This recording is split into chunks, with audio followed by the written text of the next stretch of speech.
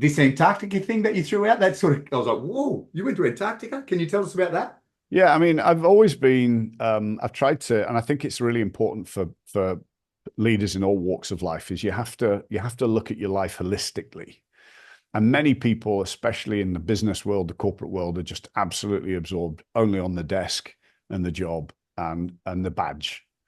Um, After I'd actually gone through that phase in my early 30s, it was all about I want to be a millionaire, I want to succeed, I want to crush it, I want the Porsche, I want the Rolex, I want the fancy house. And I got it all. I was that determined. And for a kid that had no exams and hadn't succeeded, I was doing it really to show to my late mother and father that I could succeed.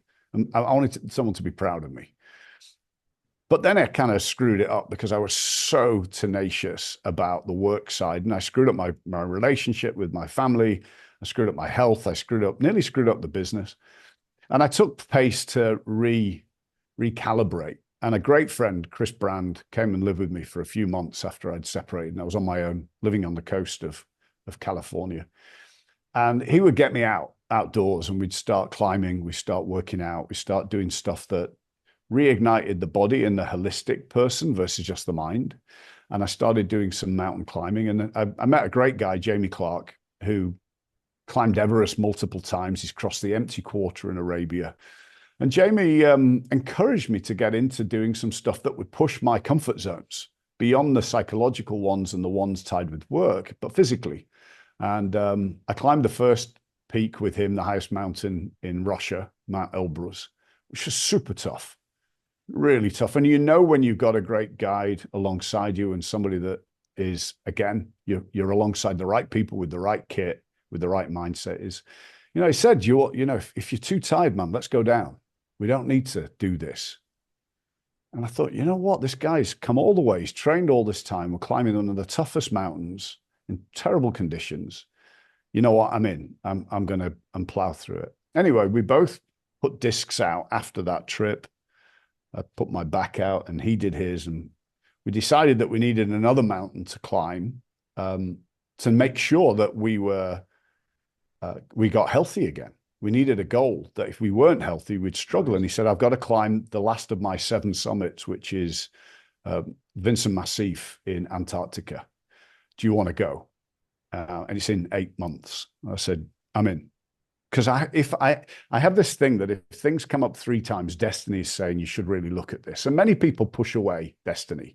Destiny will always present opportunities for growth and success in front of you. And it's whether or not you look at it and pick it up. Everybody gets these opportunities, everybody. And the number of friends that, I can't be bothered or I don't want to. And yeah, all right, cool. You miss it. Somebody else will take it. That's fine. So I used that opportunity with Antarctica coming up again. People had talked about it. I was on the board of conservation groups that were trying to reduce global warming actions. And he said it's a lot of money. And it was $24,000 to fly to Antarctica on a Russian aircraft carrier in your full 3-layer gear, ready for -40, to go and survive in Antarctica for a few weeks.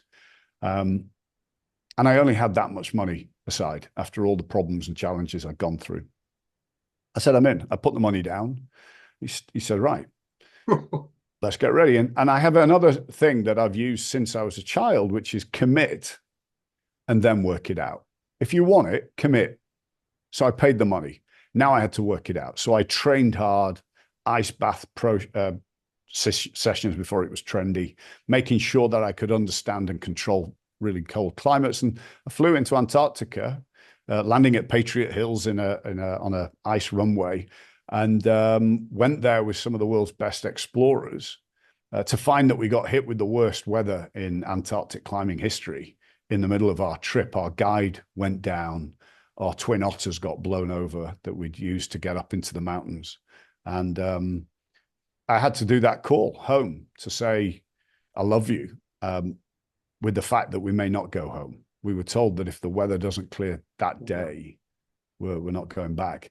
And when you realize what real fear is, when you realize what real threat to your existence is, you realize how little the threat is of failing something at home, failing something at work, not being good enough, not you know what? You can overcome it, because when you're faced with death, the reality of the situation makes you realize that if you can get past that, you can get past anything. And a lot of us need resetting. Actually, when I finished selling Attic to Dentsu and I finished my buyout, the first thing I did, because I was in fear of this very high corporate system of holding people down, I went tracking lion for 2 weeks on foot, walking, guide at the front with a gun and a tracker with a gun. Why the hell I didn't get a gun? It was a bit, anyway. But walking in the That's wild. trust, mate. That's trust. That's trust, right? Yeah. I spent 2 weeks trying to work out how I'd kill a lion with a Canon camera, whether I could suffocate it, stuff it down its throat, whatever. But I spent 2 weeks terrified. And when I came back, I'm like, that is real fear. A lion, 600 pounds of teeth and claws that does not see you with a conscience, just food. And once you recalibrate again, you need to realize that, you know what? It's all in my head. All this stuff is in my head, the BS of self-doubt and what I couldn't, shouldn't, wouldn't do. Get on with it. If another human's done it, you can do it, regardless of where you're at. They have arms and legs and a mouth just like you have arms and legs. Well, most people, excuse me, have arms and legs and a mouth just like you. Yeah. If they can do it, then you might as well have a crack at it as well, huh? Absolutely. If you want it, get on with it. And there's always a way around it. You know, when I moved to America, didn't have money to do it. I rented out the house in England to be able to pay for the apartment. And you don't, oh, well, I've always got an excuse. Well, I've got, you know, pivot, get out of the pond. If it's not right, move somewhere else. And commit. I wrote down when you said you had $24,000 or $25,000 in the bank and the flight was that much. I wrote down on my piece of paper here, if you want to take the island, burn the boat. You know, absolutely. Full commitment. That was super yeah. impressive. You'll always find a way. Destiny will always present opportunities for you.